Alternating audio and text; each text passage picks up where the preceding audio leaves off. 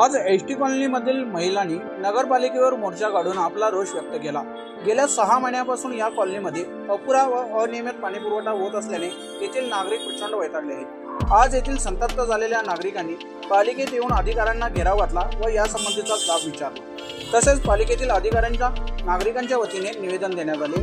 यावेळी पालिकेच्या अधिकाऱ्यांनी नागरिकांच्या या समस्येकडे जातीने लक्ष देऊन त्या समस्या त्वरित सोडवण्यात येतील असे आश्वासन दिले। महिला आहोत, गेले 6 महिने आमच्याकडे पाणी अजिबात यायला नाही। आम्ही रोज एक टँकर आणायला लागलोय। आमच्या घरात पाहुणे वगैरे आले तर आम्ही कसं करायचं ते तुम्हीच सांगायचं।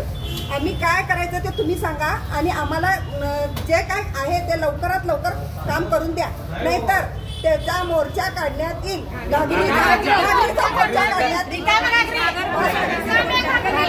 रिकाम्या घागरीचा मोर्चा काढण्यात येईल। आणि टायमिंग परवडणार नाही सांगा। दररोज राबून खाणारे कसं करणार आहे?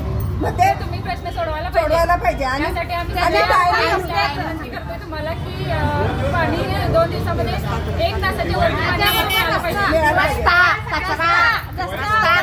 टायमिंग पाणी सोडायचं टायमिंग बरोबर 9 ते नाहीतर 10 दररोज पाणी एकाच टायमिंगला दररोज पाणी आलं पाहिजे।